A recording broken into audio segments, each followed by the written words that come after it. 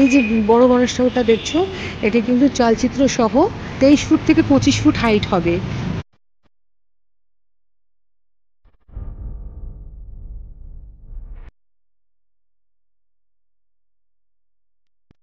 Hello guys, আমি Purnima, welcome back to my channel Kolkata blog. বন্ধুরা, আজকে আমি চলে এসেছি আমাদের এই 2024-এ গণেশ চতুর্থী অর্থাৎ গণেশ পুজোর দিন আমি চলে এসেছি লেক কালীবাড়ির গণেশ পুজো দেখতে। মানে লেক কালীবাড়ির ঠিক উল্টো দিকে যে পার্কটা রয়েছে, যে পার্কের মধ্যে 14 বছর, এই বছরটা নিয়ে 14 বছর যে গণেশ পুজো হচ্ছে, 2024 সালে 14 বছরে পড়েছে এই লেক কালীবাড়ির গণেশ চতুর্থীর গণেশ পুজো।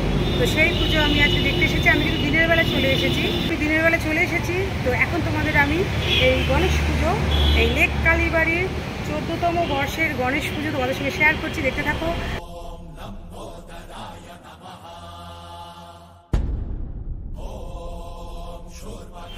বন্ধুরা, আমরা কিন্তু সবাই জানি যে আমাদের কলকাতার দুর্গা পুজো আর বিহারের ছট পুজো, উত্তরপ্রদেশের ছট পুজো আর বা মুম্বাই শহরের এই গণেশ পুজো কিন্তু বিখ্যাত।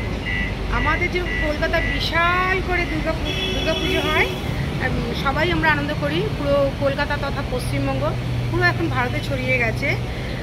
আর এই গণেশ পুজো কিন্তু আমাদের বোম্বে শহরে বিখ্যাত। তো এই আমাদের কলকাতাতেও কিন্তু এখন গণেশ পুজো শুরু হয়ে গেছে। এখন অনেক জায়গায় কিন্তু বড় বড় গণেশ ঠাকুর হচ্ছে। বন্ধুরা, এই লেক কালীবাড়ির গণেশ পুজো কিন্তু একটা বৈশিষ্ট্য রয়েছে, একটা নয়, দুটো বৈশিষ্ট্য রয়েছে। একটা হচ্ছে এই লেক কালীবাড়ির আমাদের যে গণেশ ঠাকুর, এটি কিন্তু এই চালচিত্র সহ 23 ফুট উচ্চতা বিশিষ্ট কিন্তু এই গণেশ প্রতিমা, মানে গণেশ ঠাকুর। আর এখানে কিন্তু 3টে গণেশ আমরা প্রত্যেক বছরই দেখতে পাই। তো এবছরে কিন্তু 3টে গণেশই আছে। একটা হচ্ছে বড় গণেশ, যেটা 23 ফুট হাইটের, আর পাশে কিন্তু দেখো দুটো ছোট ছোট গণেশ রয়েছে। একটা দেখো লক্ষ্মী ঠাকুর রাখি পরাচ্ছে, আর একটা দেখো সরস্বতী ঠাকুর ভাইকে রাখি পরাচ্ছে। তো সেই দৃশ্য কিন্তু এবারে ফুটিয়ে তুলেছে। বন্ধুরা, এই লেক কালীবাড়ির গণেশ ঠাকুর কিন্তু প্রত্যেক বছর কুমারটুলির সনাতন রুদ্রপালের স্টুডিও থেকে আসেন।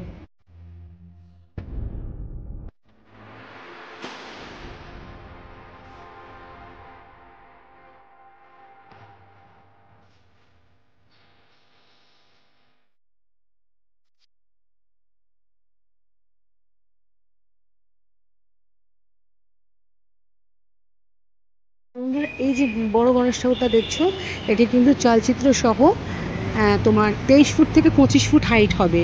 খুব বড়, বিশাল, বুঝতে পারছো না দূর থেকে, কিন্তু কাছে আসলে বুঝতে পারবে। আর তার পাশে দেখো, আর গণেশ ঠাকুরের দুপাশে দেখো দুটো ছোট ছোট ইঁদুর রয়েছে। আর গণেশ ঠাকুরের ধুতিটা দেখো, অর্নামেন্টসটা দেখো পরিয়েছে, অদ্ভুত সুন্দর লাগছে।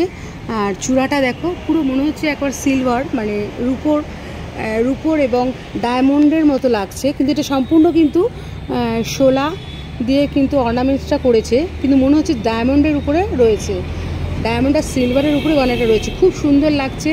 আর ধুতি পরানোটা দেখো কত সুন্দর। আর পায়ের কাছে দুটো ছোটো ছোটো ইঁদুর রয়েছে, আর এক পা রয়েছে দেখো পদ্ম ফুলের উপরে। আর পাশে যে ছোট ছোট দুটো গণেশ ঠাকুর রয়েছে, এখানে কিন্তু মা লক্ষ্মী দেখো ভাইকে রাখি পরাচ্ছে, খুব সুন্দর লাগছে, বিরল চিত্র। আর এদিকে দেখো মা সরস্বতীও গণেশ ঠাকুরকে রাখি পরাচ্ছে। তো খুব রিসেন্টলি আমাদের রাখি পূর্ণিমা গেছে, তো সেই দৃশ্য কিন্তু এখানে ফুটিয়ে তোলা হয়েছে। অদ্ভুত সুন্দর দেখো, পুরো চালচিত্র সহ অদ্ভুত সুন্দর লাগছে। তো দেখতে থাকো।